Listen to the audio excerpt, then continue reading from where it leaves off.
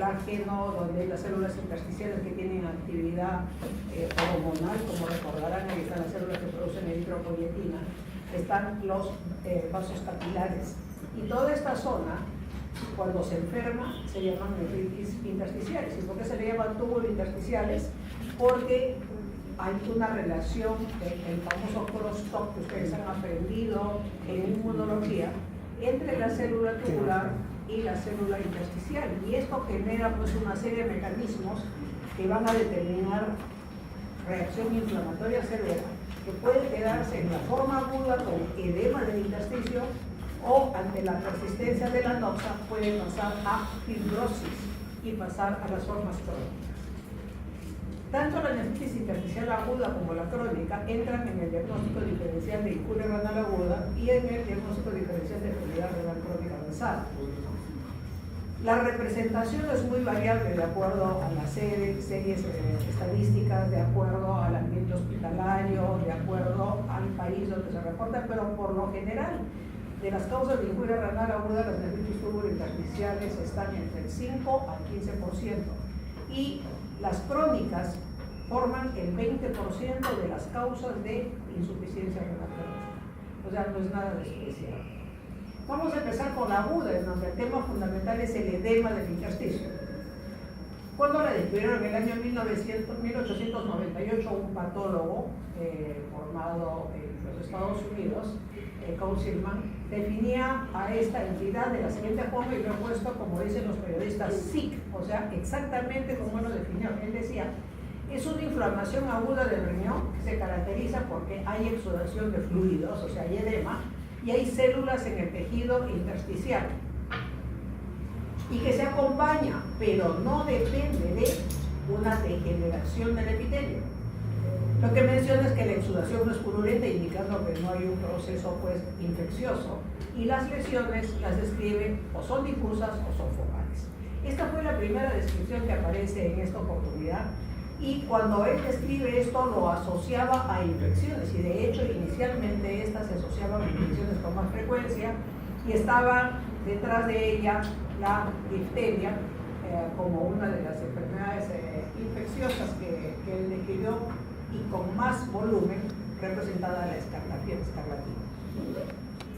En la actualidad, al paso de los años, mira cuántos años han pasado, las nefritis intersticiales agudas son poco frecuentes en asociación con infección y son relacionadas a fármacos. O sea, son reacciones de hipersensibilidad a fármacos, lo que vemos en la práctica actual, ¿no? Entonces, esto de la nefritis tubulointersticial, como digo, debido a la hipersensibilidad a fármacos, es evidente que en el adulto mayor tiene un porcentaje más alto. ¿Por qué? Porque en el adulto mayor es la polifarmacia andando, ¿no? Es el hipertenso, el diabético, va al doctor, me duele la articulación, un antiinflamatorio, estoy nauseoso, tome un inhibidor de bomba de protones, se me han edematizado las piernas con un diurético, no puedo dormir, le dan un ansiolítico, estoy con tremor en las manos, vamos a darle un antiparkinsoniano, y así va sumando medicamentos. Entonces en estos pacientes un medicamento más de los que están asociados a nefritis tubulointersticial tienen todo el terreno propicio como para poder desarrollar. Y en los jóvenes, como ven, es menos frecuente, es el 1.9%.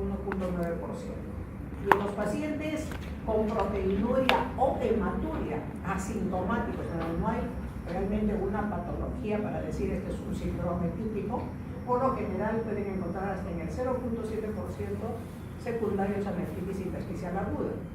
Y en los hospitalizados por injuria renal aguda, como les decía, puede llegar hasta el 15%. ¿Cuáles son las causas más frecuentes? Miren ustedes, 75% está dado por fármacos, de los cuales los antibióticos son los más frecuentes en causar esta reacción de hipersensibilidad. Infecciones, hasta el 10%, y existe una entidad que va asociada a uveitis, que se da en adolescentes, que va al 5 al 10% en promedio. Y hay enfermedades sistémicas que lo van a producir. ¿Quiénes son esas? El lupus, que es la más conocida por ustedes, saben de que no solamente compromete el glomérulo, sino que hay lesión intersticial, y que es la que agrava el pronóstico. Y el sarcoidosis y el Sjögren es típica la lesión intersticial como evidencia de daño renal en estas patologías, ¿no? Esto conforma el 10 al 15%.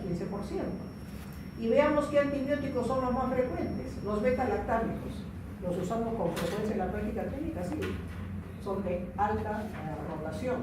Las sulfas, ¿en quiénes lo usamos? En los pacientes que van a ir a inmunosupresión, a utilizarse, por ejemplo, el diclofenac o utilizar ciclosporina, uno lo utiliza para prevenir infecciones. ¿En quiénes más usa uno con alta frecuencia las sulfas? En los pacientes con VIH, ¿no? Cuando dan infecciones lo van a ver. Las fluoroquinolonas, que son productos ya prácticamente sin receta, ¿no? Se va a la farmacia, tengo diarrea, tome cipro. Me duele el oído, tome cipro. Me duele la garganta, tome cipro. Me arde para mencionar, tome cipro, ¿no? Entonces ya el Escherichia coli, por lo menos en el centro donde yo trabajo, se muere de la risa con el cipro. La alta resistencia que se ha generado.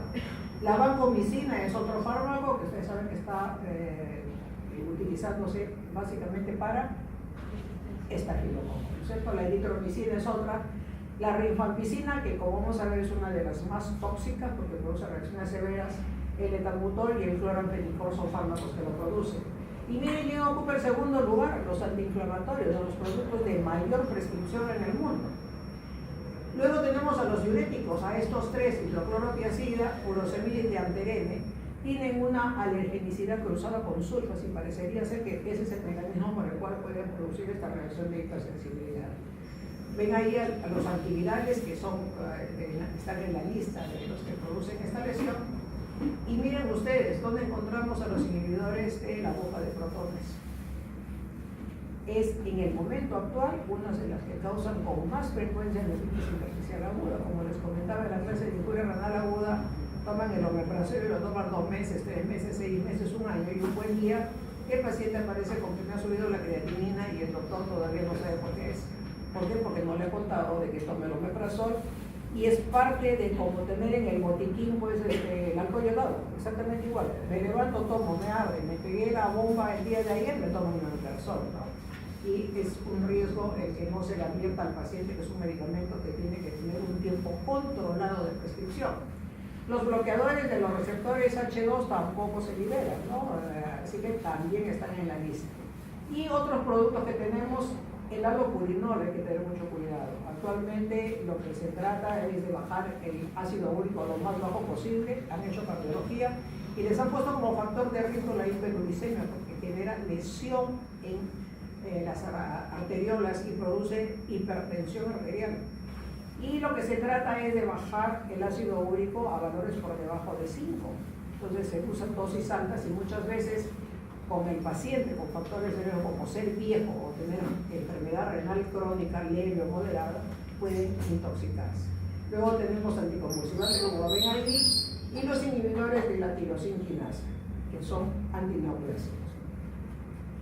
Ahora, con respecto a las infecciones, la característica de las nefropatías intersticiales no es que el agente infeccioso invada el riñón, siendo esta enfermedades de reactividad inmune, lo que genera es en un foco infeccioso a distancia, la respuesta inmune se produce. ¿Cuál es el ejemplo característico que le viene a la cabeza?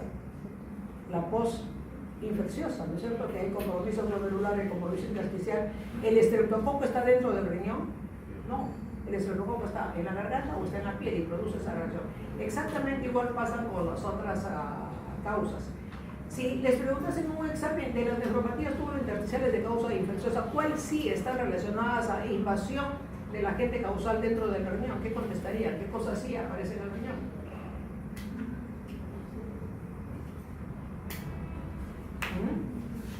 La leptospira. La leptospira sí está en el riñón. ¿Quién más? El citomegalovirus y el virus de Epstein-Barr. Esos son los tres que sí invaden el tejido renal. El resto es por reacción inmune a distancia. Entidades inmunológicas que cursen con esta nefropatía, el Sjögren, el lupus y la sarcoidosis. Y tenemos una que les he puesto ahí, que la vamos a ver cuando hablemos de la crónica, es una nefropatía intersticial asociada a inmunoglobulina G de tipo de la subclase 4. Estas dan formas tanto agudas como crónicas y vamos a hablar en las crónicas más bien de ello. La nefritis tubulointersticial con uveitis es la que mencionábamos que va con los adolescentes con una uveitis anterior muy dolorosa y con manifestaciones sistémicas. Y por último, cuando no sabemos qué cosa es, de qué se trata, qué decimos los médicos, es idiopática, ¿no? O sea, nadie sabe qué es hasta que por ahí lo investiga.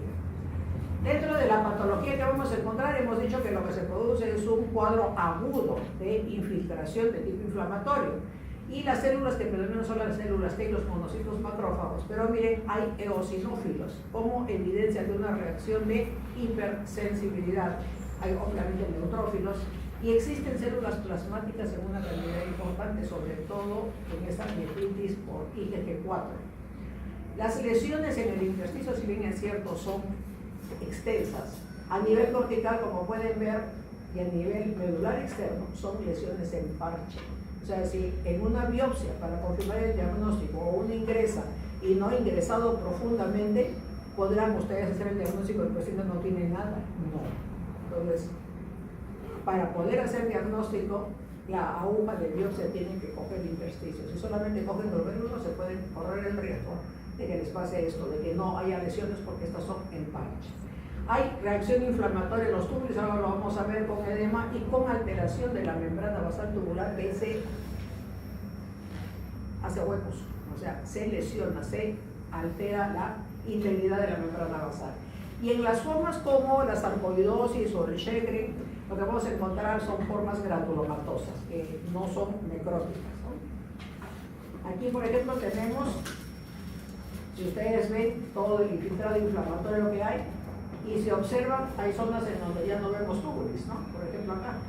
Si ustedes ven los glomérulos están rechonchitos sin ningún problema, no tienen nada, pero sí a nivel tubular hay zonas en donde hay esfacelamiento de las células, ya no ven ustedes las células tubulares normales, ¿no? Miren ustedes acá, esta es lo que se llama la tubulitis, la membrana basal del túbulo ha sido invadida por linfocitos, o sea, hay una disrupción de la membrana basal y estas células inflamatorias invaden la pared de las estructuras tubulares. Ven ustedes acá eosinófilos y obviamente neutrófilos y células redondas que infiltran el intersticio en forma masiva. Esto causa pues un edema severo y el edema que genera disminución de la luz tubular y también compresión de los túbulos y de los capilares peritubulares, que es lo que genera una injuria renal aguda, que es el cuadro clínico característico. En las formas granulomatosas van a ver esto, que son las llamadas, ¿cómo se llaman estas células? Células gigantes multinucleadas. ¿Se acuerdan de su histología o no se acuerdan? Por ahí debe estar guardada en la memoria. Y el infiltrado, como ven, ¿no? Abundante. ¿Cuál es la evidencia de que esta lesión, esta nefropatía intersticial, tiene base inmunológica? Lo primero, que no se da en todos, o sea, todos ustedes los voy a exponer a un beta-lactámico y de repente ninguno lo hace, ¿no? Entonces, esa es una evidencia de que esto no está relacionado a relación causal, fármaco, administrado, reacción, sino que sería un porcentaje de personas en las cuales puede haber esta reacción de hipersensibilidad. No depende de la dosis, puede presentarse con la primera dosis o después de las 48 horas, y en fármacos como los antiinflamatorios hasta dentro de 6 meses. Lo tercero es que se asocian manifestaciones extrarrenales de hipersensibilidad, como vamos a ver, el rash maculopapular, eosinofilia periférica en estos pacientes. La otra evidencia es de que pasa el cuadro agudo y yo vuelvo al paciente a exponerlo al fármaco, me va a volver a hacer la reacción y la reacción puede ser más severa que la lesión inicial, ¿no? Y en algunos casos se encontró evidencia de hipersensibilidad retardada, sobre todo en casos como la rifampicina. ¿Cómo es que actúan estos agentes causales?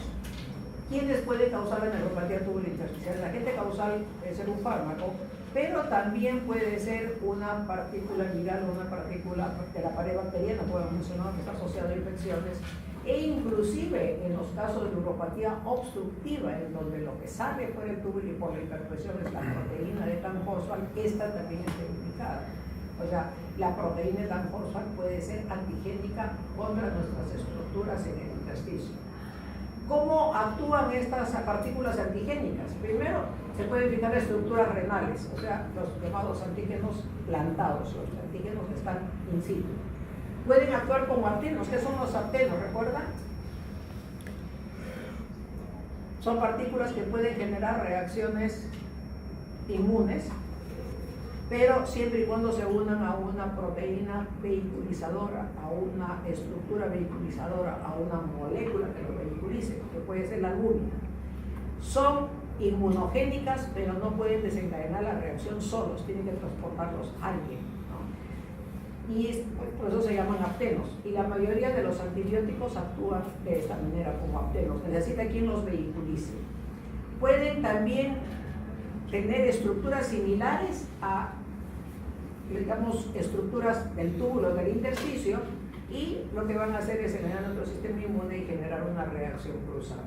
Y por último, se pueden formar complejos inmunes circulantes y esto se deposita en el intersticio. O sea, estas son las 4 formas como se pueden generar esta nefropatía intersticial nodular. ¿Y cuál es el mecanismo? Como les decía, se produce un crosstalk entre la célula tubular y la célula intersticial y hay una presentación del antígeno y se procesa, que puede ser cualquiera de lo que hemos mencionado. Esto lo que va a elucidar en la célula tubular es la expresión de una serie de citoquinas que van a interrelacionarse para elaborar la respuesta con los macrófagos, con los linfocitos y con los fibroblastos que están en el intersticio. De esta elaboración de respuesta, lo que se va a producir es la presencia de determinadas citoquinas que son tremendamente importantes, de las cuales, hasta lo que han aprendido ahora en nefrología, ¿cuáles son a las que temen ustedes de las que están en esta lista aquí abajo? ¿Cuál? El TNF-alfa, ¿no es cierto? ¿Quién más? El factor transformador de crecimiento beta. ¿Quién más? El factor de crecimiento derivado de las plaquetas y la interleuquina 1. Estas son las que van a producir la reacción inflamatoria más severa en comparación a las otras citoquinas y van a generar el edema y la atracción de células inflamatorias al intersticio, produciendo el cuadro de... ¿De qué? ¿De qué? Despierten.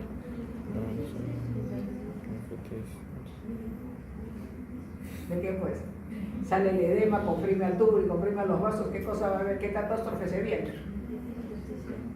Una caída súbita de la filtración glomerular. Acuérdense la teoría de la nefrona intacta. ¿Qué dice la teoría de la nefrona intacta? ¿Quién se acuerda?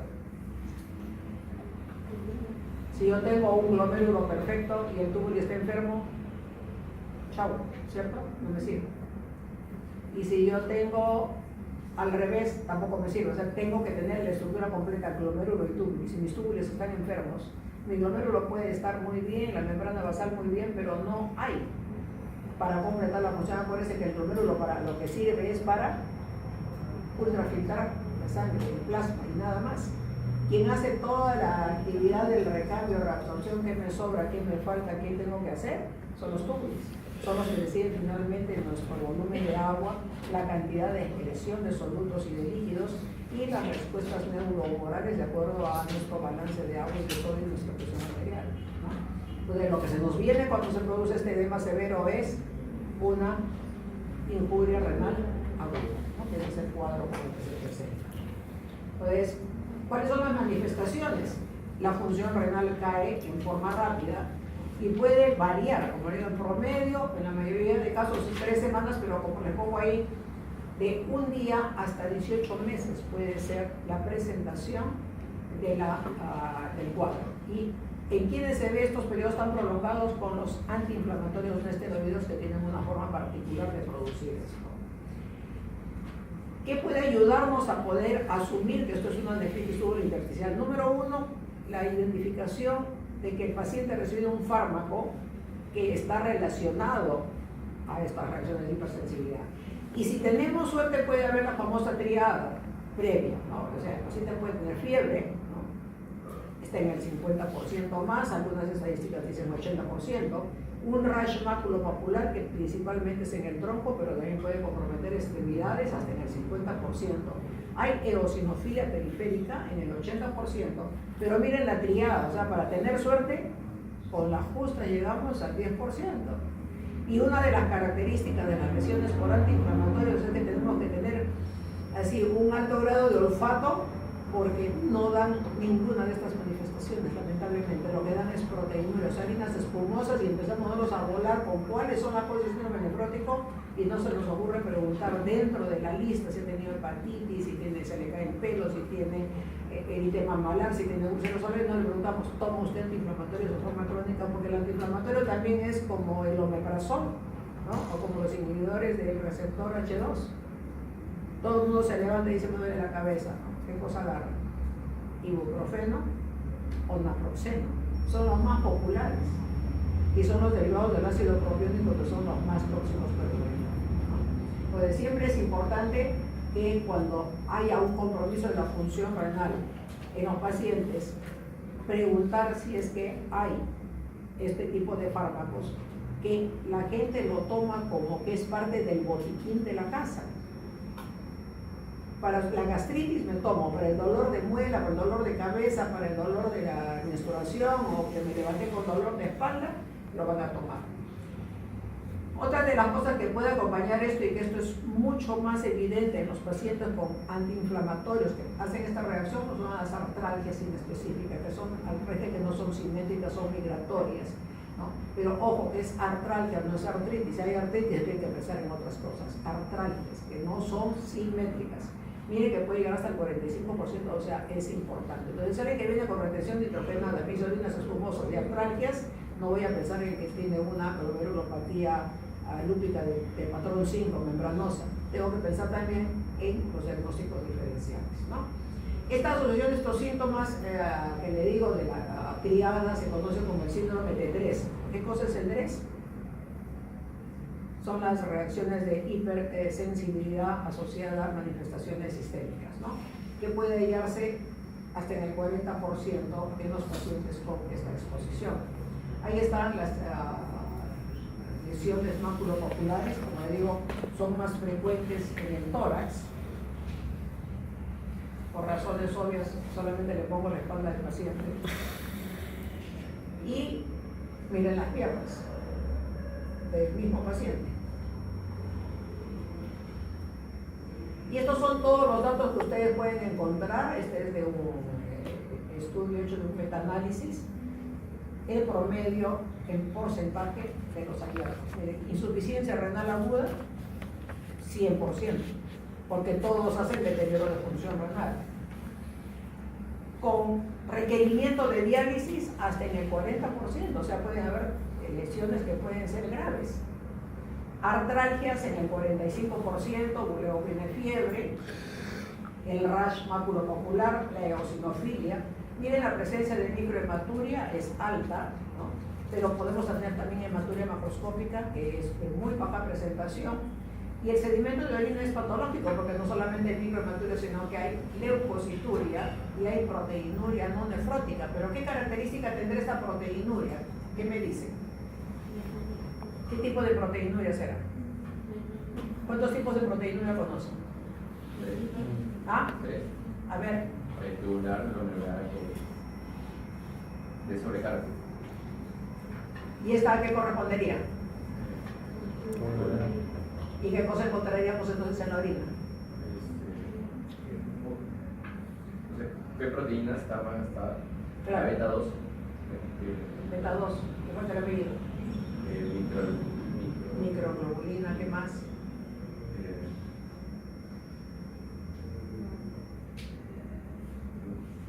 ¿Qué otra proteína tubular se acuerda? ¿Va a encontrar lisosimuria? También, ¿no es cierto?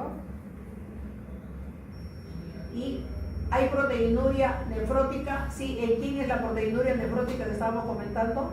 En los que hacen lesión por antiinflamatorios. Esos hacen proteinuria nefrótica, hacen la lesión tardíamente y se asocia a la presencia de una glomerulopatía que han estudiado. ¿En cuál les han dicho que puede ser causada por antiinflamatorios?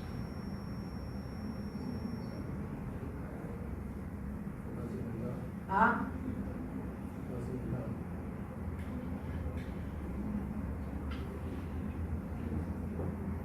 Porque tienen que aprenderse cuáles son las causas secundarias, porque eso es lo que van a ver más en la práctica clínica. Las primarias no tienen una alta frecuencia.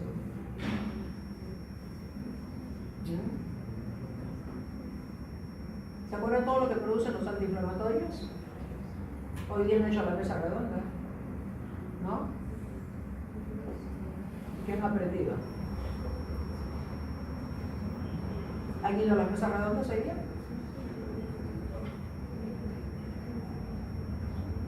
Del antiinflamatorio que les enseñaron, produce injuria renal aguda de tipo funcional, ¿no es cierto? ¿Qué más produce? Retención de sodio, y por lo tanto en pacientes con hipertensión va a impedir un tratamiento adecuado. ¿Qué más produce? Hipercalemia. ¿Qué más produce? Síndrome nefrótico. Y la histología del síndrome nefrótico es enfermedad por cambios mínimos. Entonces puede producir proteinuria nefrótica y síndrome nefrótico. ¿Es lo mismo decir proteinuria nefrótica que síndrome nefrótico? No, ¿no es cierto? ¿Eso lo tienen claro? Sí, asumo que sí. ¿Y cuáles son estas manifestaciones renales? Ya hemos dicho las extrarrenales, o sea, sabemos que hay una injuria renal aguda que se da dentro del contexto de manifestaciones extrarrenales, y veamos cuáles son los defectos que podemos encontrar. Si hay compromiso del tubo contornado proximal, que es lo más frecuente con casi todos los fármacos que hemos mencionado, lo que se va a presentar en la orina es todo lo que se reabsorbe a ese nivel, entonces la glucosa, el fosfato, el bicarbonato, los aminoácidos. ¿Alguien más? ¿Nos hemos olvidado de alguien más?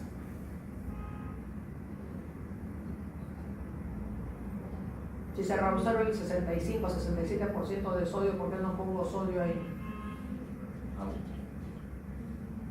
¿Por qué no lo pongo? Porque detrás de él está el asa de Henkel, ¿no? Es lo que me da la mano para poder disminuir esa carga y el resto de segmentos. ¿Hay defectos tubulares distales? Sí, estos pacientes se caracterizan porque tienen hipercalemia, o sea, hay incapacidad para la excreción del potasio, y hay una acidosis tubular renal de tipo distal, ¿no? ¿Que es la de tipo 1 o de tipo 2? Tipo 1 es la distal, ¿no? Y el paciente puede tener pérdida de sodio. Defectos medulares, podemos encontrar también en estos pacientes. Podemos encontrar diabetes insípida nefrogénica en estos pacientes.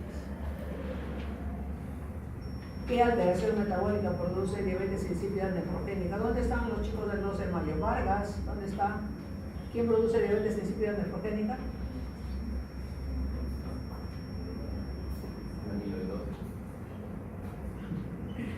Alteración metabólica.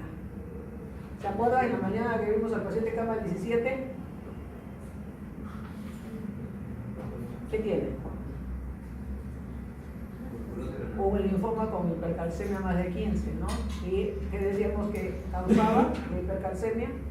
Diabetes insípida nefrogénica. Estaba despierto en la mañana, ¿verdad? ¿Ah? Te lo repetimos varias veces. En imágenes, ¿qué vamos a encontrar? Los riñones no pueden estar normales, si hay edema severo podemos encontrar aumento del tamaño de los riñones, ¿no? Veamos algunas características de algunos fármacos que es importante reconocerlas, porque cuando se presentan es bueno saber las complicaciones que podemos tener. En el caso de la rifampicina siempre es cuando uno da en forma intermitente, o sea, el paciente empezó a tomarlo, se le acabó y lo volvió a tomar. Y el paciente le dice, no sé qué me ha pasado, pero volví a tomar y ¿sabe qué, doctor, doctora? Creo que yo no voy a tomar. Usted le pregunta, ¿por qué? Porque he empezado con un malestar en la nariz, estoy con mucha secreción nasal y además de eso tengo sensación de fiebre, me duele la cabeza, estoy con escalofríos. Él le dice, pero debe ser un cuadro, como ustedes no han leído, le dicen de repente es un cuadro respiratorio, ¿no? Porque el cuadro es un flu-like syndrome. Ese flu-like syndrome les está avisando, me estoy haciendo una toxicidad, una reacción de hipersensibilidad rifampicina. Entonces tienen que tenerlo en cuenta y advertirle al paciente si va a recibir rifampicina. Si usted suspende el medicamento por alguna razón, porque le falta porque el programa TV no se lo dio, y lo reinicia y hace un cuadro de estos, inmediatamente viene a buscarlo. porque lo que viene es que se le puso la orina oscura, disminuyó el volumen de orina, porque la rifampicina, como ven en el último acápite de la diapositiva, no solamente hace compromiso intersticial, sino hace necrosis tubular aguda. O sea, la rifampicina es bien mala. Entonces, al inicio, como les pongo ahí, hay fiebre, molestias gastrointestinales, dolores musculares, la coriza, ¿no? Que puede parecer un cuadro respiratorio alto. Y puede ser tan seria que puede asociarse a hemólisis, trombocitopenia y pueden hacer cuadros de hepatitis severa. Entonces, eso es importante con la rifampicina. Con los otros fármacos que hay que recordar, con sulfas, el paciente que tiene retención nitrogenada, que es un renal crónico, amárrense las manos, de preferencia no usen sulfas, busquen otra alternativa, porque el riesgo de toxicidad es alto en este tipo de pacientes. Lo mismo en los pacientes trasplantados, es un riesgo darles porque pueden hacer la nefropatía tubular intersticial, al igual que los pacientes con VIH. Y bueno, los acetiladores lentos no lo van a conocer hasta que se les hagan la reacción, porque eso no hay forma de saberlo hasta que hagan el cuadro, ¿no? Con el halopurinol también en pacientes con enfermedad renal crónica. Entonces, miren, en el paciente con enfermedad renal crónica hay que evitar las sulfas, hay que evitar el halopurinol y también estos inhibidores de la bomba de protones porque puede agravar la enfermedad renal crónica, ¿no? El halopurinol se asocia, aparte del rash, con lesión hepática que puede ser bastante grave y de curso prolongado para la mejoría. Con los inhibidores de la bomba de protones debe salir una N. He estado tropeándome con la computadora porque me sale portugués, porque me cansé de corregir las M's, ¿no? Estoy atacada de las M's. Entonces, con estos inhibidores de bomba de protones, lo que se ha encontrado es que en el momento actual es una de las causas más frecuentes de nefritis tubular intersticial aguda, por el tema ese del uso constante de este fármaco. Y en promedio son 11 semanas. O sea, si tienen un paciente que le dice, he estado tomando omeprazol, pantoprazol, o cualquier prazol que estén tomando, está tomando más allá de 2 o 4 semanas, sí, ojo, chequeen bien por su paciente, hagan un examen de orina, una creatinina, que es lo más costo efectivo para estar seguros que no le está pasando nada, porque hay paciente que le va a decir, yo tomo hace años, doctor, ¿no? Y de repente lo están derivando en interconsulta porque tiene retención nitrogenada que puede estar asociada al fármaco, ¿no? Y como les pongo aquí, el riesgo de enfermedad renal crónica en pacientes que están expuestos a estos inhibidores de la bomba de protones puede ser hasta en un 50%. O sea, pueden desarrollar en presencia, como les decía, de persistencia de la estimulación antigénica y de edema a fibrosis intersticial y pasar a enfermedad renal crónica.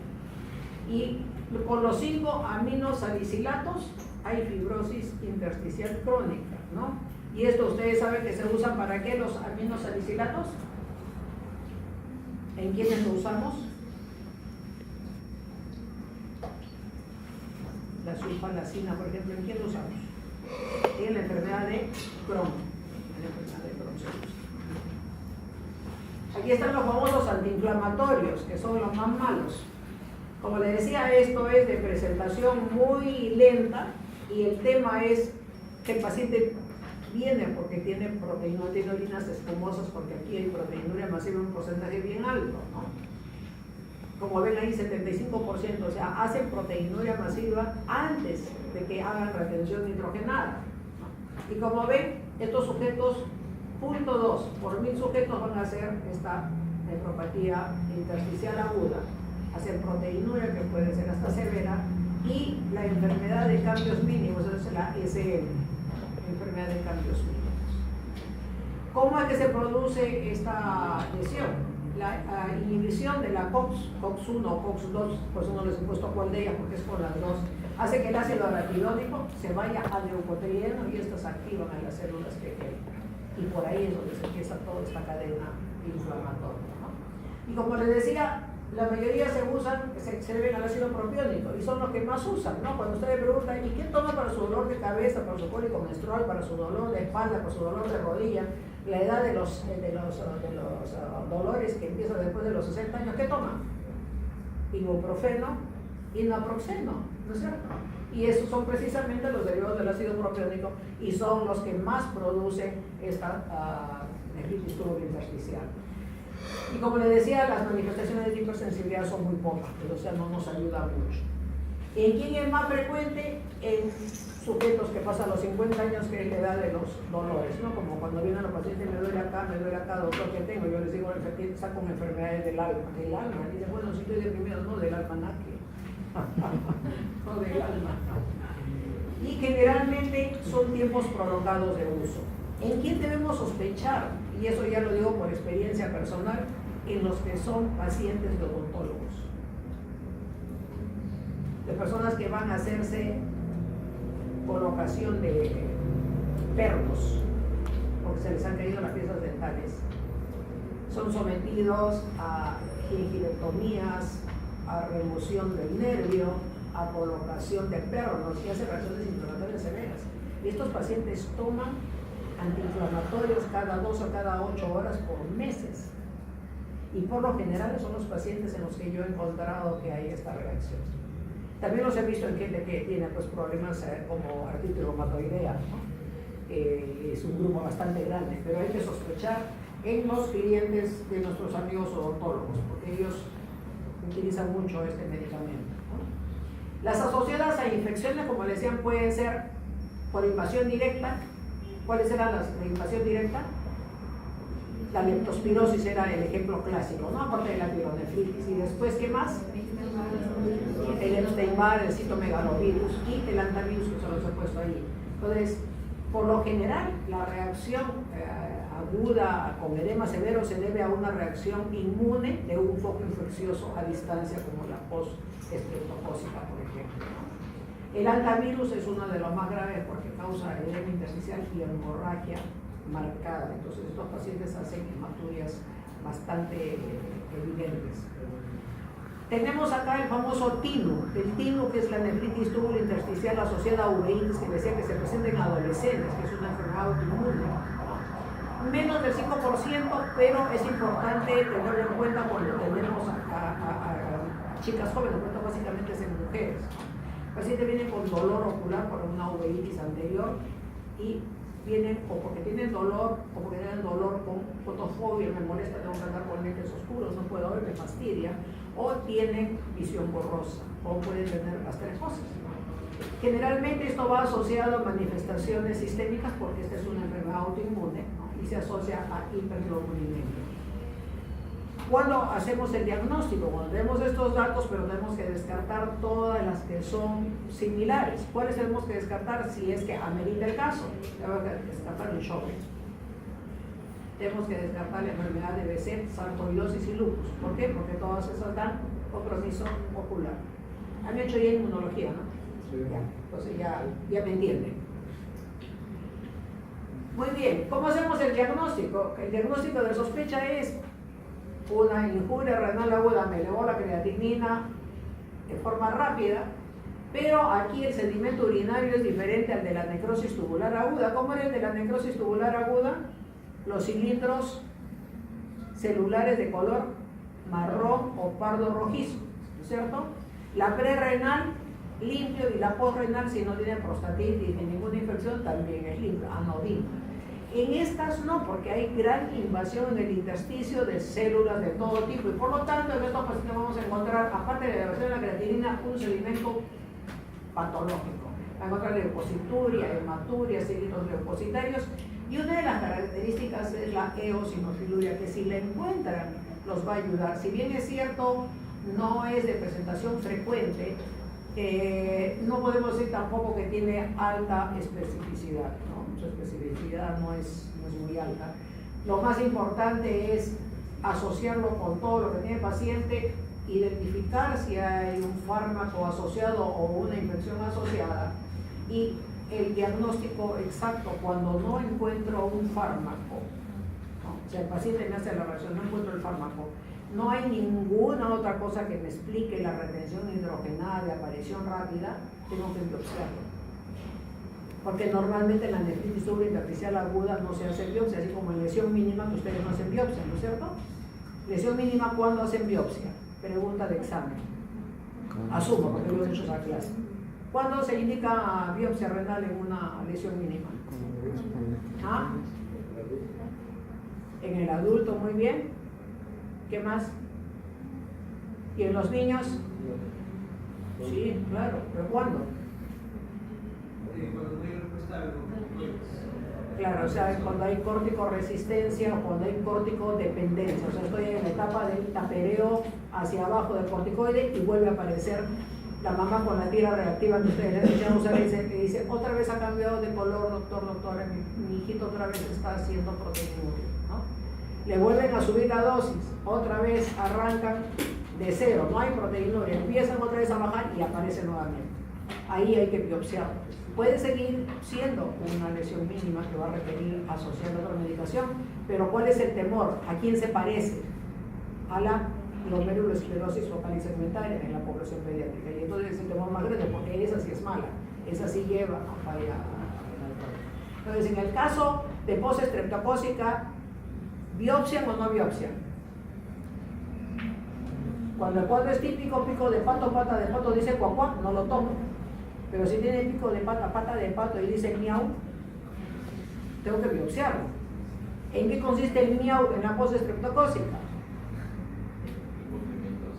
Complemento persistentemente bajo después de 6 semanas. Muy bien. ¿Cuál es el otro? ¿Perdón? Ah, no es criterio. La retención nitrogenada que dure más de 6 semanas. Hipertensión que dure más de 4 semanas. ¿Qué más? Tenemos el complemento persistentemente bajo, la proteinuria que puede estar persistente, la retención hidrogenada, la presión arterial elevada. ¿Y la hematuria? ¿No? La hematuria puede durar 1 año. Ojo, si es hematuria persistente, microscópica me refiero, no amerita biopsia, sigue siendo una pos estreptocócica. Pero si tiene las otras 3, ojo. O si la creatinina en vez de bajar empieza a subir, es porque se convirtió en qué. A ver, los chicos del seminario del 12 de mayo, ¿en qué se convirtió esas 5 entidades? Con las caras chiquitas. ¿En qué se convirtió? En una rápidamente progresiva, ¿no es cierto? Y hay que meterle aguja, ¿no? ¿Saben cuáles son esas 5, no? Al final de la clase, si quieren, lo conversamos. Si no, ahorita entro en otro rollo. Entonces, la precisión es biopsia renal cuando yo no tengo la relación causal entre el fármaco o la infección y el desarrollo de esta entidad. ¿Cuál es el tratamiento? Se cae de maduro, tengo que retirar al agente causal o tengo que controlar la infección, ¿no? Cuando la retención nitrogenada es leve, ¿no? Pero digamos un estadio 2 en la injuria renal aguda, lo hidrato, mantengo hemodinamia estable y hago ajuste de dosis de acuerdo a función renal. ¿Qué cosa tengo que evitar? Obviamente antiinflamatorios. Tengo que evitar los IECA o los BRATs. ¿Por qué? Porque esos 3, ¿en qué tienen que ver? En la autorregulación, ¿no? En la autorregulación del flujo sanguíneo renal. Por lo tanto, todo lo que altere la autorregulación lo tengo que eliminar obligadamente, ¿no?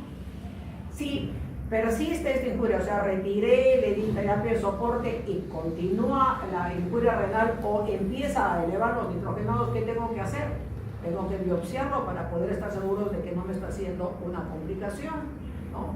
Y si la biopsia es diagnóstica, empiezo un curso de esteroides. 4 a 6 semanas, como para las glomerulopatías, exactamente igual, y muchas veces puede recomendarse terapia de pulso si es que es una forma grave e inclusive requerir soporte diaquímico. Y como al igual que la injuria renal aguda que hay que hacer seguimiento, en las intersticiales también hasta una tercera parte pueden irse a enfermedad renal crónica. Ojo. O sea, tenemos que hacer seguimiento a todos nuestros pacientes que hacen estos casos, ¿no? Y en las asociadas de infección, el tratamiento antibiótico es el que nos va a ayudar. ¿Cuándo debo usar esteroides inmunosupresores? Indicaciones absolutas. Cuando tengo un Sjögren, cuando el cuadro es asociado a sarcoidosis, porque ahí tengo que controlarlo de todas maneras.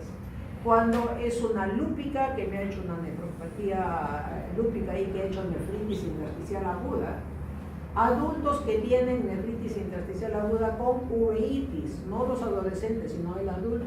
Estos no responden y generalmente hay que darles tratamiento inmunosupresor. Y las famosas idiopáticas, que nunca sabemos qué cosa es, le buscamos todo, no encontramos. Y si en la biopsia hay una reacción granulomatosa, que nos indicaría pues que es una enfermedad autoinmune que hay que controlar. Vamos con las crónicas. En las crónicas hemos dicho que el intersticio también se ensancha, pero se ensancha porque el colágeno aumentó un montón, se fibrosó y el riñón igualito tiene el intersticio gordo, pero no es gordo blandito, sino es gordo duro, ¿no es cierto? Por la cantidad de colágeno. ¿Cuáles son las bases esenciales para el diagnóstico? Para yo pensar en esto. Primero, que los riñones sean pequeños. Segundo, que tengan una densidad urinaria de 1010 para abajo, ¿no? Eso me indicaría que es una orina isostenúrica o hipostenúrica si está por debajo de 1010. Que pueda tener acidosis metabólica hiperclorémica, lo cual me indica que el tema es de que hay falla en la acidificación a nivel. ¿A qué nivel? ¿Dónde se acidifica la orina? En el TCC, tubo colector cortical, ¿no? Y la disminución de la filtración glomerular. O sea, si yo tengo todo esto en un paciente, o sea, tiene retención nitrogenada, voy a la ecografía, el riñón está pequeño, la corteza está con ecogenicidad aumentada, mala diferenciación córtico-medular, tiene una orina hipostenúrica y encima tiene una acidosis metabólica hiperclorémica, no necesito más, ¿no? Estoy asumiendo de que esto es una nefritis tubulointersticial crónica.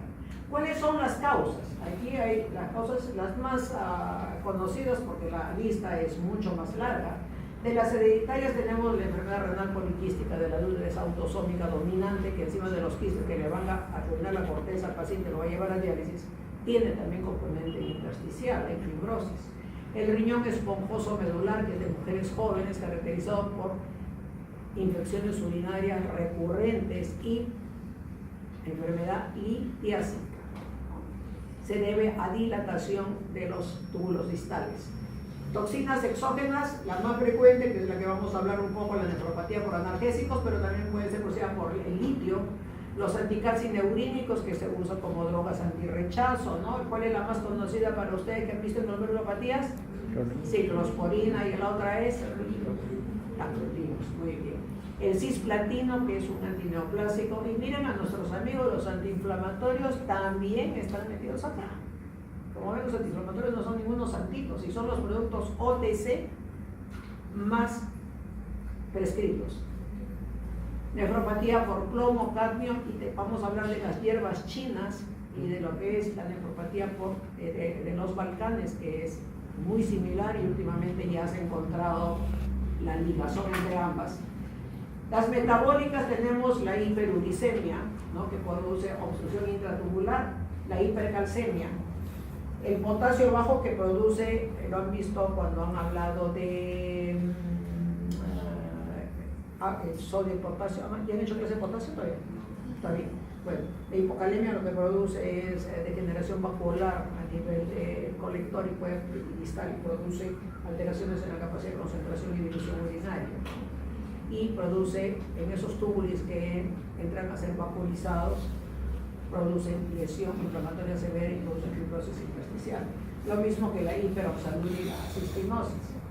De las inmunes, miren, la sarcoidosis está en las formas agudas y también está en las formas crónicas, o sea, puede quedar cualquiera de las dos. Las enfermedades inflamatorias intestinales y el Sjögren, que estaba también como agudo, puede dar formas crónicas, ¿no? Es importante que lo tengan presente. Los desórdenes mieloproliferativos, que lo que hacen es invasión del tejido renal, o sea, es como, no es en realidad una metástasis, pero es invasión por células neoplásicas que produce reacción inflamatoria y fibrosis. Y en la anemia falciforme por la oclusión de los capilares que produce reacción inflamatoria y fibrosis. ¿Puede haber alteraciones mecánicas? Sí. El reflujo vésico-ureteral y la uropatía obstructiva son la causa, digamos, más frecuente de las nefropatías tubulointersticiales crónicas. ¿Por qué? Porque su presentación es mayor comparado a las anteriores que estamos viendo.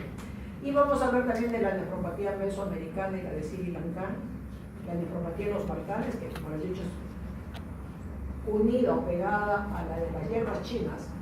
Hipertensión, que eso lo van a ver cuando hablen de la nefropatía hipertensiva y la nefritis por radiación.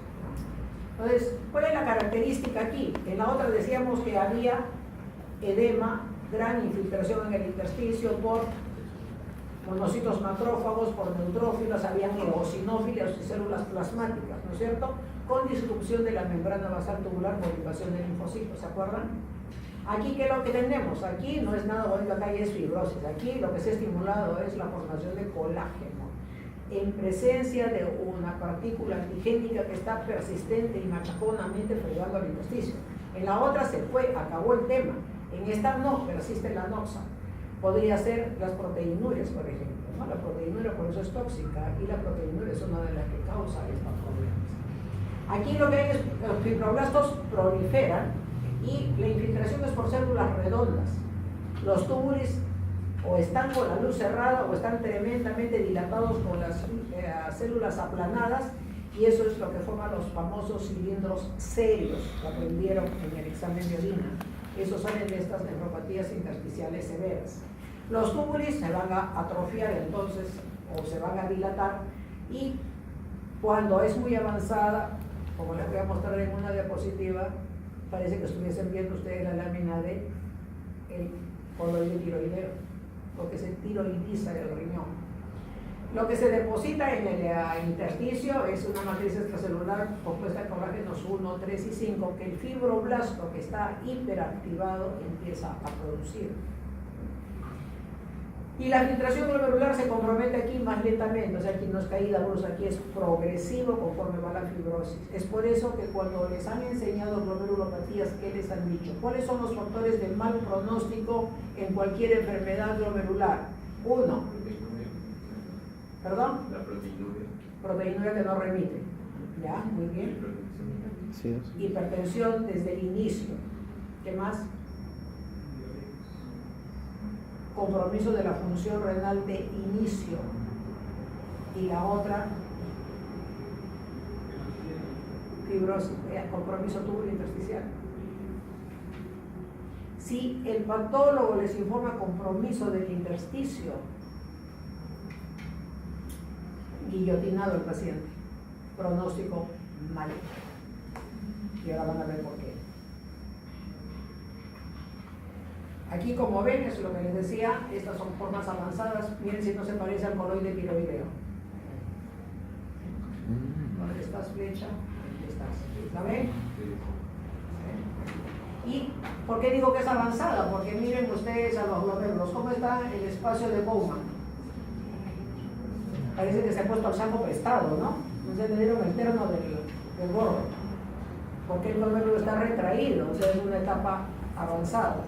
Y miren cómo está el intersticio. ¿Pueden detectar túbulos en esta zona? Aquí ya no hay túbulos. Hubieron túbulos. ¿Y este quién es? ¿Quién es este? Este es un vaso. Miren cómo está el engrosamiento intimal y de la capa media. Está rechoncho, de hecho un picarón, con la luz disminuida.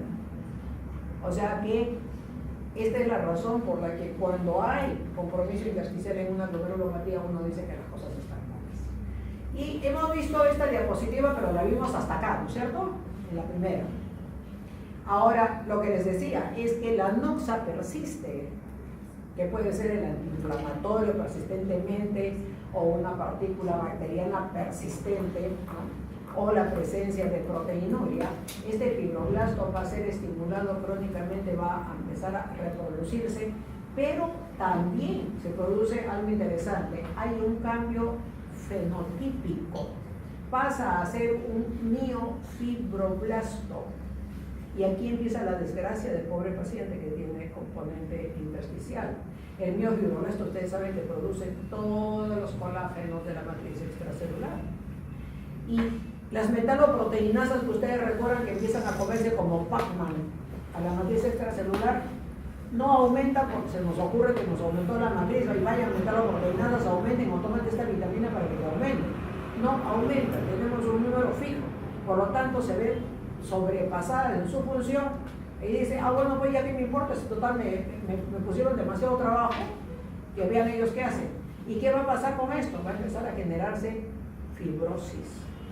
Y miren ustedes, en la primera etapa son los túbulos. Se cierran, ¿no? Se atrofian, hay fibrosis peritubular o los túbulos se dilatan, produciendo los famosos cilindros serios. En la etapa tardía, o sea, conforme sigue persistiendo esta anoxa, lo que va a pasar es esto, fibrosis periglomerular, el glomérulo va a ser afectado, pasa a la glomerulosclerosis y la fibrosis perivascular produciendo arteriolosclerosis. ¿En qué terminó toda esta historia? En una enfermedad renal crónica progresiva, que va a ir hasta el final, como cuando uno lo pone en el tobogán arriba y le dan una patada en las 4 letras, la velocidad de caída va a depender de cuán agresiva es la enfermedad, ¿no? Creo que quedó claro. ¿Sí? ¿Cuál es el cuadro clínico entonces? Una insuficiencia renal crónica de lento desarrollo, esto es progresivo en muchos años, 5, 10, 15, 20 años, es variable dependiendo de la magnitud, la extensión de la lesión intersticial. Hay anemia, ¿por qué habrá anemia? ¿Quién me dice? Mientras tomo agua, ¿quién me dice por qué hay anemia?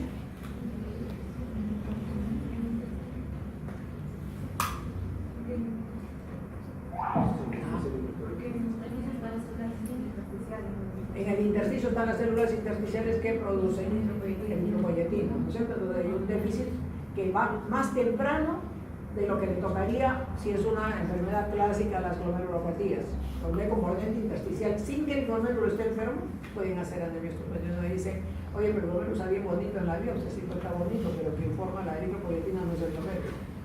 Hay hipertensión, sí, la hipertensión del renal crónico, ¿cuál es la característica? Ayer han estado en la clase. ¿Cuál es la característica de la hipertensión en el paciente renal crónico?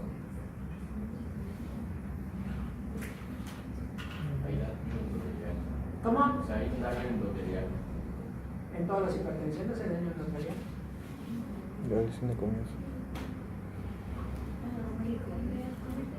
¿Cuál es la característica de la hipertensión del renal crónico? Si no, no van a saber cómo tratarla. Aumento de volumen, así es. O sea, lo específico de la hipertensión del renal crónico es la incapacidad para excretar agua y sodio. O sea, puede ser un hipertenso que arrancó y hizo cuadro, va a agravar la hipertensión. Y si no, hace hipertensión de nuevo. Y es hipertensión de nuevo. Es agravamiento de hipertensión es porque empieza a tener agudizar. Por lo tanto, no se justifica, por lo menos yo no justificaría que ningún médico joven, un paciente renal crónico con una depuración por debajo de 40 o de 30, no use diuréticos de asa. Eso es inaceptable. Pueden ponerle todo lo que quieran de fármacos, pero si no hay un diurético de asa, están perdidos. No lo van a controlar, ¿no? Salvo que el paciente esté en médico. Tenemos además que el paciente, como tiene alteraciones en todo su intersticio, va a tener capacidad de concentración y dilución alterada, o sea, va a tener poliuria, polidipsia, micturia, se va a deshidratar, ¿no? ¿Qué más va a tener? Va a tener lesión en el tubo contornado proximal, igual que el agudo, o sea, va a tener, ya no lo puse acá porque ya se lo sabe, es glucosuria, aminosiduria, bicarbonaturia, fosfaturia, todas las urias que se les ocurran. ¿Qué más tiene a nivel distal? Que también se empieza a enfermar. A nivel distal ya tengo yo la alteración en la concentración y dilución y tengo incapacidad para la acidificación urinaria. Por lo tanto, el paciente ¿cómo va a estar? Acidótico y va a tener incapacidad para la eliminación del potasio. Hacen resistencia a la aldosterona estos pacientes, ¿no? La acidosis tubular renal hiperclorémica, igual que en el paciente con cuadro agudo. La proteinuria que es tubular, que ya su compañero lo mencionó. Y en la orina lo que vamos a encontrar es exactamente igual que en el otro, ¿no? O sea, hay hematuria, piguria, cilindros depositarios, pero aquí pueden aparecer los cilindros serios, ¿no? Y los cilindros granulosos anchos, que eso no se ve en los agudos. Y en la ecografía, por definición, dijimos cuáles son las condiciones sine qua non, y la condición sine qua non es de que cuando llega una ecografía, los riñones están chicos, ¿no? Tienen una ecogenicidad aumentada en toda la corteza, hay mala diferenciación córtico-medular, puede haber un riñón festoneado si es que es un riñón de larga data, y puede haber calcificaciones si es que hay qué cosa. No me digan cálculo porque les mando un zapatazo. ¿Ah? Tiene que ser calcio, bueno. ¿Pero por qué? ¿Por qué puede tener calcificación? Por necrosis papilar. Y empezamos con algunas de ellas, al igual como hicimos con los agudos. ¿Cuál es la más frecuente en nuestra práctica? La nefropatía por analgésicos, ¿no? Y debemos de tener un consumo de aproximadamente 1 gramo por día por 3 años. ¿Se cumple esto? No, yo tengo con gente que consume menos y que tiene el cuadro. Esto es variable de acuerdo a las regiones. En Estados Unidos, por ejemplo, es menos frecuente que en los australianos, que tienen un consumo mayor. Por lo general, esto está descrito en estas mezclas en donde está de por medio el ácido acetilsalicílico, la fenacetina y el paracetamol, que es la que está, digamos, identificada como la que más problemas produce, y la razón por la que la fenacetina fue retirada prontamente a los Estados Unidos cuando esta entidad fue descrita, ¿no? El tema es de que la nefropatía por analgésicos siempre va, esa cronicidad, esa nefropatía intersticial crónica, con lo que les pongo ahí, necrosis papilar, es lo característico. ¿Y el AINES con menos efectos renales, cuál sería? ¿Perdón? El AINES con menos efectos renales, con menos efectos de daño renal. Con menos efecto con daño renal, el celecoxib. Es el que menos efecto tiene. Pero las más dañinas son las COX-1, ¿no? Sí, las COX-1. Que no solamente son dañados para el riñón, sino parece que hay muchos que fueron retirados por problemas coronarios, ¿no? Muertes súbitas.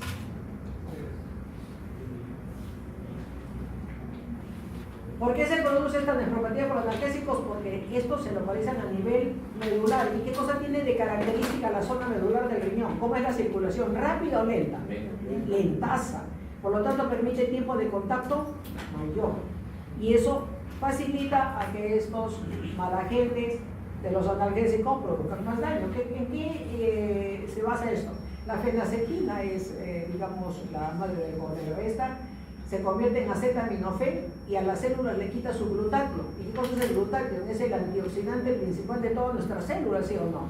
Entonces nos quitan el glutatio y ¿qué van a hacer nuestras células? Pobrecitas, pues se oxidan, empiezan a aparecer metabolitos alquilantes y eso va a producir lesión en la célula.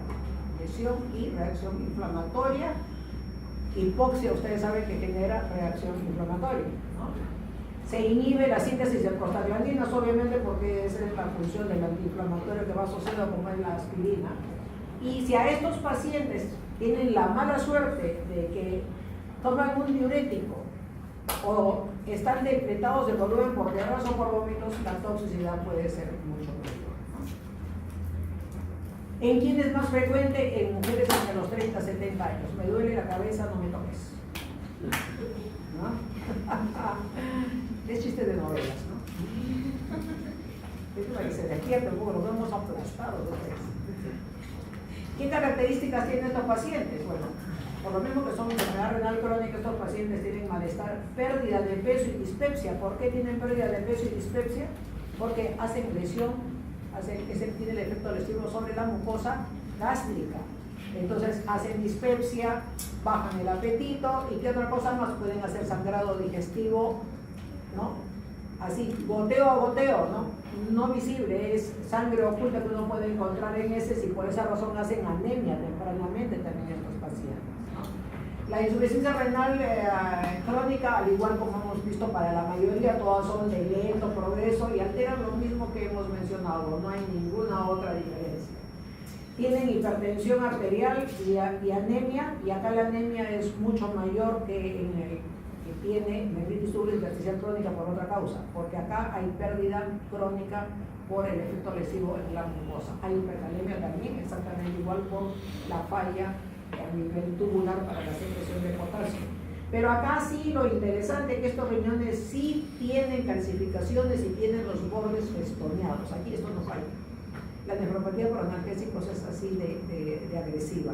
¿Y por qué tienen calcificación en los riñones de la nefropatía por analgésicos? Por la necrosis papilar, no se olviden.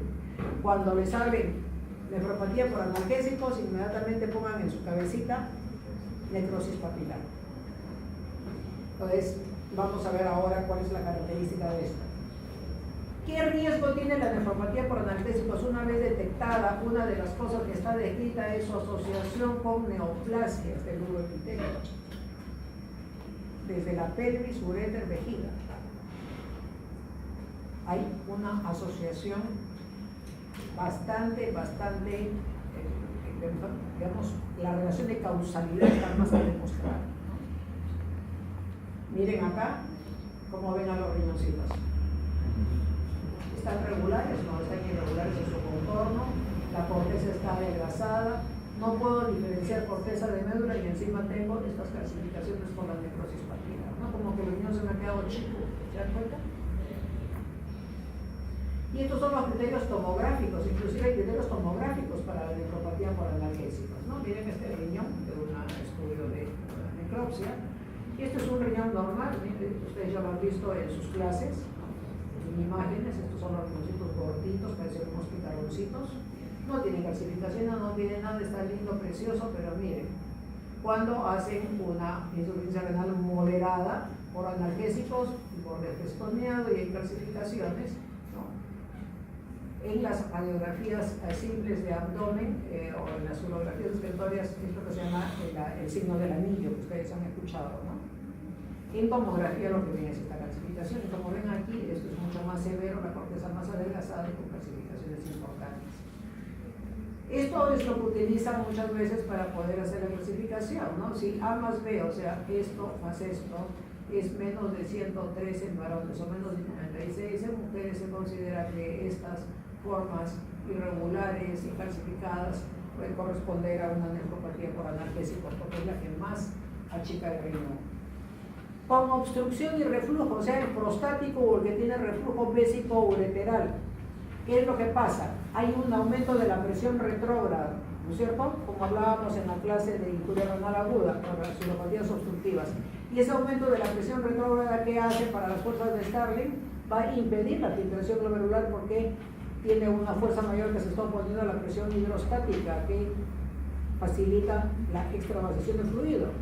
Y lo que va a hacer es esa presión frenar progresivamente la función renal normal. Entonces, aquí en estos pacientes la secuencia de eventos es igualita que en todas las otras. Se dice de que aquí tendría mucha importancia para esta reacción inflamatoria de la proteína TAM-fosfato, que en el momento en que hay aumento de la presión a nivel de riñón, se produce escape de esta proteína al intersticio y esta sería la noxa que persistentemente estaría estimulando estas respuestas. Pueden observar linfocito CD8, ¿será importante el linfocito CD8? ¿Por qué? Porque pueden liberar angiotensina 2 y eso ya es fatal para todo lo que ya tiene el paciente, ¿no es cierto?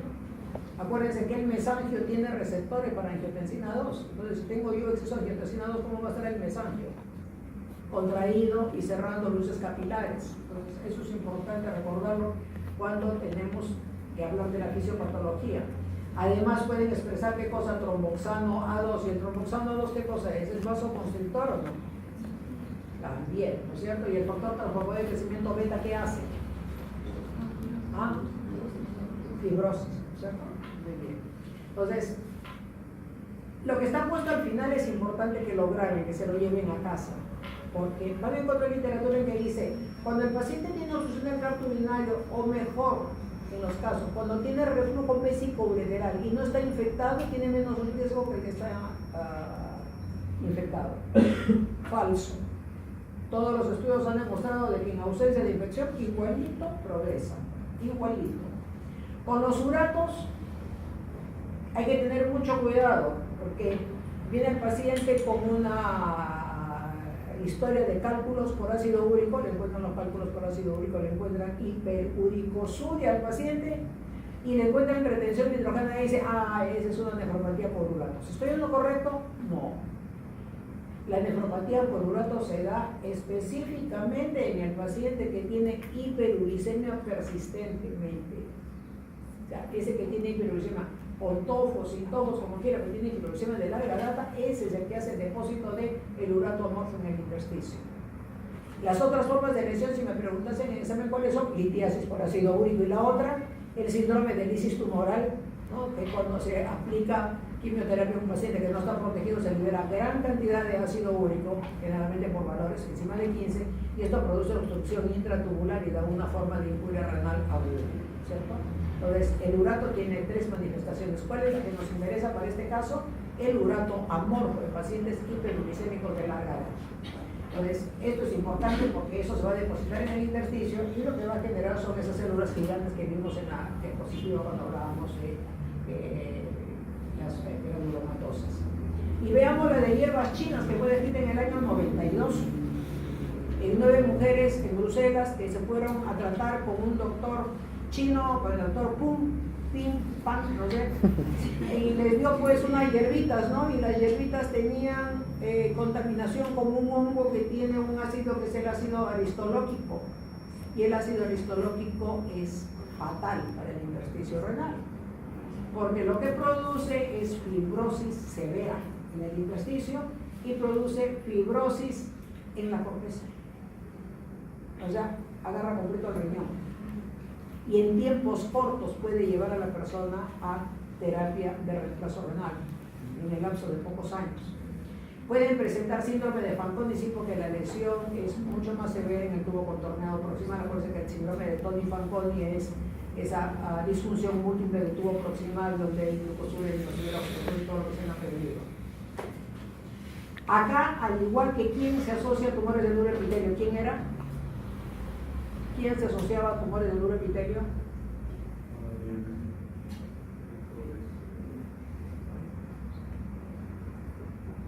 Estoy sorda. ¿Están hablando o estoy sorda? ¿Qué pasó? Se los acabo de decir. ¿Quién? La nefropatía por analgésicos. Ya. Entonces, ahora apréndase que la nefropatía por hierbas chinas y la de los Balcanes, que lo vamos a ver ahorita, se produce esta asociación con tumores del uroepitelio. Por lo tanto, ¿qué tenemos que hacer si esto llega rápidamente a diálisis y lo queremos trasplantar? ¿Qué tenemos que hacer? ¿Lo dejó con su riñón para que después tenga que sacarle los riñones por cáncer? No, ¿no es cierto? ¿Qué tengo que hacer? Estos tienen que ser nefrectomizados antes del trasplante, porque si no, lo salvaron de la diálisis, pero no dejan que se muera por el cáncer. No comprobaba, como se dice, ¿no? Entonces, estos pacientes, los que hacen nefropatía crónica por hierbas chinas o la nefropatía por los Balcanes, la indicación es sáquenle los riñones antes de trasplantarlos.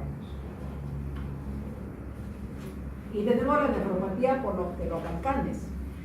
En el momento actual la pelea está en si todo esto se llama nefropatía por los Balcanes, nefropatía por ácido aristolóquico o qué cosa le vamos a poner de nombre. ¿Por qué? Se ha encontrado que a lo largo del río Danubio, ¿qué países están a lo largo del río Danubio? A ver, geografía. ¿Quiénes están? Rumania, ¿quién más? Bulgaria, Bosnia, Herzegovina, Croacia y alguien más, ¿no? Todos ellos están a lo largo del río Danubio. Bueno, toda esa zona, a lo largo, hay mucha gente que se dedica al agro, ¿no? Y esta gente, estos agricultores, básicamente lo que tienen es cultivos de trigo. Entonces, este trigo está contaminado con este hongo, con este ácido aristolóquico. Entonces, se imaginan del trigo todo lo que se hace. Se hace pan, se hacen galletas, se hacen queques, se hacen fideos. Entonces, la contaminación en el momento cuando ellos se dieron cuenta era bien alta y no se explicaba la alta prevalencia de retención de nitrógeno en enfermedad renal crónica en estas poblaciones de agricultores, hasta que se descubrió esto. Acuérdense que también está asociada con neoplasias del riñón y del uroepitelio. Probablemente en los próximos años ya le van a poner un nombre común, porque hasta ahora lo único que he encontrado es la ligazón entre ambas en donde el ácido histológico, que es tan agresivo, está presente en ambas entidades. La nefropatía por plomo, ¿por qué la menciono? Porque si bien es cierto, es poco frecuente, en los exámenes de recibimiento siguen preguntando por la nefropatía por plomo. Y no solamente aquí, en los exámenes internacionales también. ¿Por qué? No me pregunten. No lo han sacado de su lista. Entonces dije, si no les pongo por plomo, se van a olvidar, mejor se los pongo. Es poco frecuente porque ahora hay más seguridad industrial, ¿no es cierto? Ahora en nuestro país, bueno, sí todavía hay pues más por plomo, ¿no? ¿En dónde se encuentra el plomo? Ah, así es. En nuestro país hay. Y los que fabrican baterías, soldaduras, lamentablemente no están protegidos, ¿no? Y hay pipas en donde preparan licores artesanalmente que tienen protección con plomo. Así andamos. ¿Cuáles son los signos de intoxicación por plomo? Todo está en el tubo contorneo proximal. Y de lo que pueda perderse, lo más importante es que hay elevación del ácido úrico. Entonces, estos pacientes tienen lo que se llama la gota saturnina. Entonces, cuando yo tengo un paciente con retención hidrogenada y que tiene un ácido úrico por encima de 12 o de 15 y es hipertenso, paren las orejas, como la oreja Flores, póngase así, o como pitufos, porque lo más probable es que ese paciente, si es que le hacemos investigación, laboralmente puede estar ligado a exposición al plomo. Pero siempre piensen en eso: retención hidrogenada, ácido úrico muy alto, de 12 a 15, hipertenso, debe obligadamente descartar si hay exposición laboral. Y el diagnóstico se hace pues utilizando el EDTA, ¿no? Para poder utilizar, que es un gramo que se utiliza, y la excreción debe ser más de 600 miligramos en 24 horas. Y esta es una entidad descrita en el 2003 y que recién se acuñó con nombre propio en 2004. Les cuento que ya tengo 4 pacientes con esta entidad, simplemente por el hecho de buscarme rápidamente. Los 4 pacientes que tengo, solamente uno es mujer, los otros 3 son varones. Cosa que no he encontrado esto en la literatura, porque dice que se da de preferencia en varones. Yo tengo una paciente mujer. Esta es una infiltración linfoplasmocitaria extensa en el intersticio y en otros órganos. O sea, se produce la nefritis intersticial por este infiltrado linfoplasmocitario, y estas células plasmáticas tienen alta positividad para la inmunoglobulina G en subtipo 4. Pero es parte de una enfermedad donde este depósito está en el páncreas, puede dar periortitis, hay crecimiento de la glándula lacrimal, hay crecimiento de las glándulas salivares. Entonces, es importante tener en cuenta que estos pacientes, cuando hacen el cuadro, tienen complemento sérico bajo. Y entonces por ahí uno empieza a investigar enfermedad autoinmune, o sea, hay retención hidrogenada, que es estable, el paciente está hipertenso, el examen de orina en las crónicas que hemos dicho que tiene leucocituria, tiene hematuria, tiene proteinuria tubular, y tengo, cuando le exploro, tiene inmunoglobulina G, inmunoglobulina E elevada. Lo que tengo que empezar es empezar a ver cómo están las glándulas salivares, ver cómo están las glándulas lacrimales, porque esta paciente, mujer que la pesquisé, porque me dice, por si acaso, de mis antecedentes, me acabo de acordar que me operaron de los ojos porque teníamos puntitos acá y me operaron en el INE pensando que era cáncer. Y me dijeron que era una cosa inflamatoria crónica. Ahí dije, ya, la hicimos, ¿no? Lamentablemente no hay tinción para IgG4 en inmunofluorescencia en nuestro medio, y la elevación de IgG4 en plasma no siempre la van a encontrar. Sin embargo, se dice que basta con la elevación de la inmunoglobulina G para poder tener grado de sospecha, ¿no? Causa formas agudas y formas crónicas, y lo que produce es una lesión de tipo glomerulopatía membranosa. Hay masas nodulares del riñón porque se forman pelotas de infiltrado de estas células y produce fibrosis retroperitoneal como parte de la entidad. Ese es un día poco clínico, como le digo, recién ha sido acuñado en el año 2004, o sea, estamos teniendo recién 14 años. Y tenemos la mesoamericana y la nefropatía Sri Lanka. Se dice Sri o Siri, le dicen algunos lancanos, ¿no? La mesoamericana es de Centroamérica y es en los agricultores que trabajan con caña de azúcar. No se ha encontrado una causa exacta, pero se han encontrado metales pesados, varios, plomo, cadmio, una serie de metales pesados con cantidades muy pequeñas, ¿no?, en estos pacientes, al igual que los pacientes con la nefropatía de Sri Lanka. Estos pacientes tienen progresión de la elevación de nitrogenados y generalmente arrancan con una presión arterial elevada, ¿no? La característica de estos es la elevación del ácido úrico, o sea, hay hiperuricemia. Entonces uno podría decir, puede ser una nefropatía por uratos, pero la característica es el antecedente en que trabaja estos pacientes, ¿no? O sea, caña de azúcar en los centroamericanos. Y la de Sri Lanka, esta ha sido descrito en el año 94, los que trabajan en campos de arroz, donde también aparentemente serían estos metales pesados en niveles bajos. Y lo que se ha encontrado es un herbicida, que lo he puesto exactamente como es el nombre en inglés, porque en español no existe. Lo he buscado, no es como es con E, es glifosate, ¿no? Es un herbicida y que está en la mira de los investigadores como que podría ser el causante, ¿no? Estos pacientes lo que tienen es fibrosis en el glomérulo y los túbulos se atrofian, y los tiempos de evolución en ambos son a muy larga data. ¿Cuál es el tratamiento? Si hay obstrucción, que es la causa más frecuente, hay que mejorar la obstrucción, hay que corregir el reflujo vesiculolateral, si es que es en población pediátrica, para evitar que llegue a fibrosis, ¿no? Ya en el adulto, el reflujo vesiculolateral de corrección.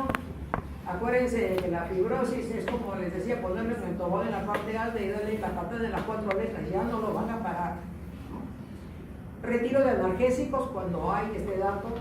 Y la disfunción tubular debe ser manejada, o sea, hidratación adecuada, manejo de la hipercalemia, dar bicarbonato en cápsulas para mejorar la acidosis metabólica en estos pacientes, ¿no? Si hay glucosuria, estar pendientes de las infecciones urinarias que se presentan en mayor porcentaje en pacientes, sobre todo en mujeres. Y lo que hay que hacer es medidas de prevención del progreso de la enfermedad renal crónica. ¿Cuáles son estas? Ayer han escuchado su clase. ¿Cuáles son las medidas de prevención de progreso? 1. Yo digo la primera, presión arterial controlada. Que le digan los demás. El privilegio de estar sentado acá. ¿Cuáles son las otras?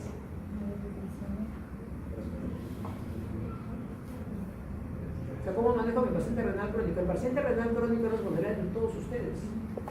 Hasta que llegue estadio 4.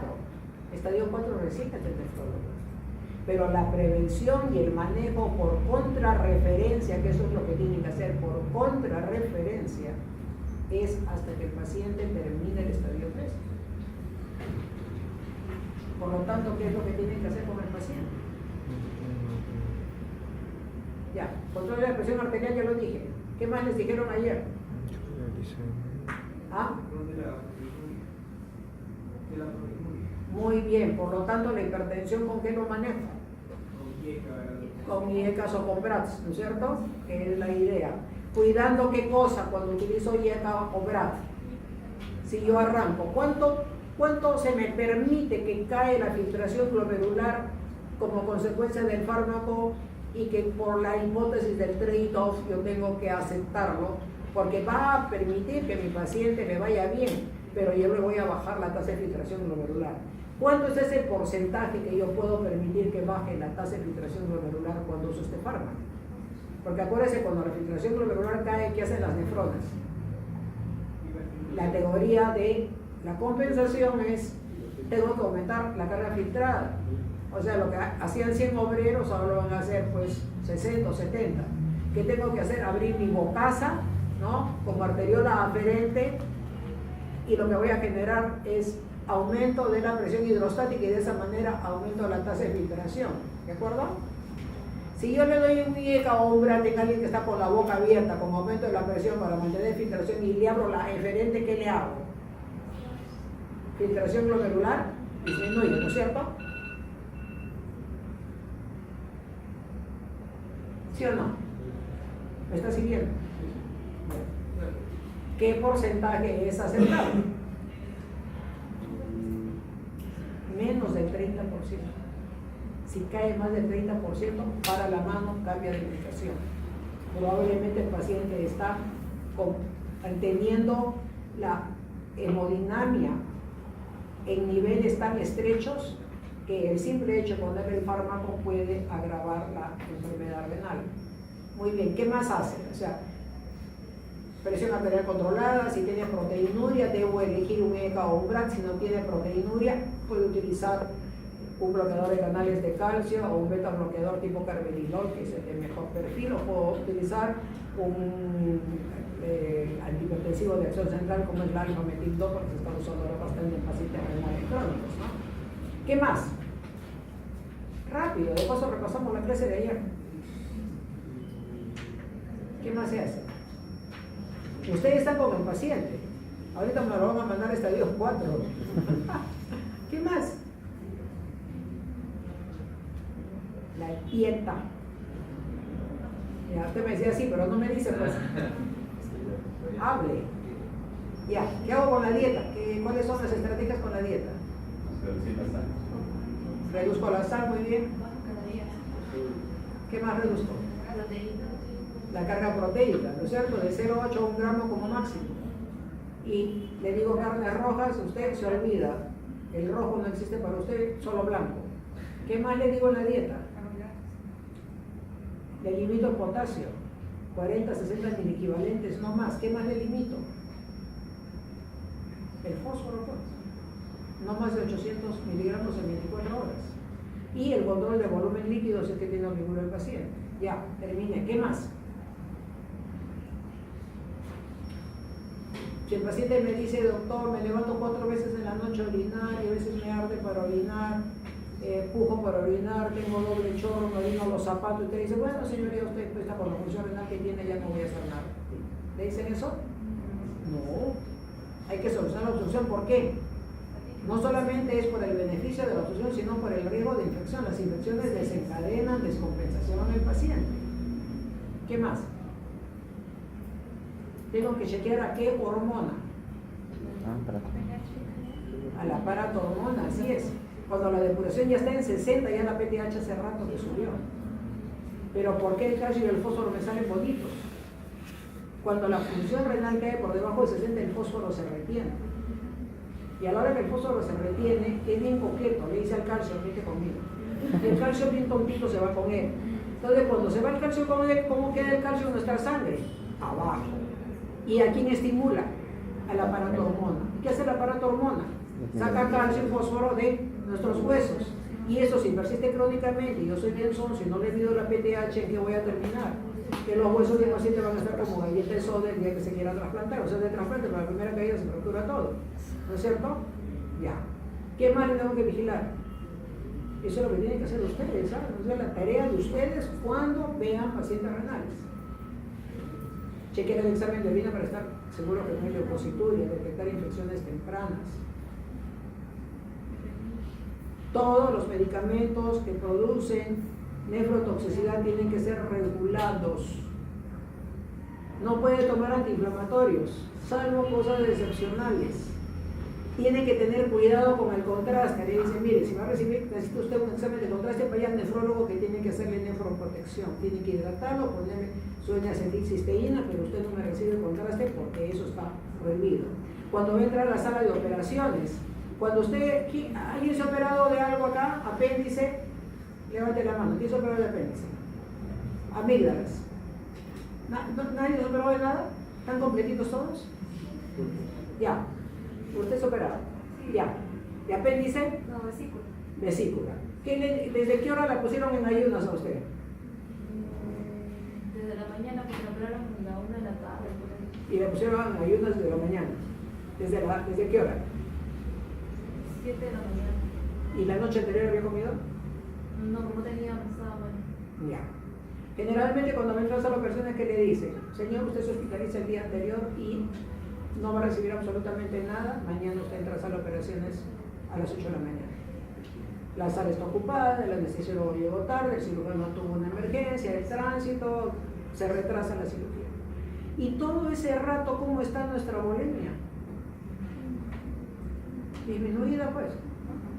O sea, ¿qué tiene que ver que yo no reciba nada por boca por mi estado de hidratación. Eso es lo que siempre quiero pelearme con los cirujanos. Ahora digo, está bien que su paciente no ingiera nada, pero póngale endovenoso, hidrátenlo. Porque lo que les va a pasar cuando entran a sala de operaciones, entran en vasoconstricción, que ya la tienen a nivel renal para poder mantener filtración glomerular. Hacen más vasoconstricción por estrés operatorio y que van a terminar en retención hidrogenada.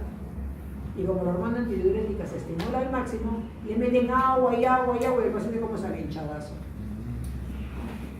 Bueno, chicos, me despido con mis gatitos. Estos son mis hijos de 4 patas, adoptados. Uno de albergue y otro para recoger en el parque, y todo el mundo cree que son hermanos, no tienen nada que ver. Pero se parecen un montón. Muy bien, chicos. Doctora, aquí iba a decir de las 5 cosas rápidamente. Ajá. Una es la postestreptocócica. O sea, cuando la postestreptocócica empieza a elevar creatinina, debo pensar en una rápidamente progresiva. La nefropatía por IgA es la otra, que puede tener pulso malo. La tercera es la glomerulopatía membranosa. La cuarta es la nefropatía lúpica. La de tipo 3 o la de tipo 4 pueden hacer mediaciones igual. Y la última es la de anticuerpos antimembrana basal glomerular. Son las 5. Esas 5, cuando ustedes están controlando, lo tienen con su pulsoterapia, su corticoide, lo tienen bien cuidadito y un buen día llega y dice, doctora, mire, mi creatinina que me había bajado 1 es el 3. Se le paran los pelos, lo tienen que citar al día siguiente a pedir otra creatinina para confirmar. Creatinina sigue subiendo, paciente hospitalizado, a biopsiarlo, ahí no hay más que hacer, porque tienen que salvar el riñón. Si no, el riñón se les quema con las rápidamente progresivas. Muy bien, terminamos. Las diapositivas, sí, pues el que tengo que pensar es en las escalitas. ¿Dónde está una avenida abierta? Ya, a mí me lo pegan. Es que el tema, como les digo, tengo mala costumbre, tengo todo pregrado y posgrado en una sola.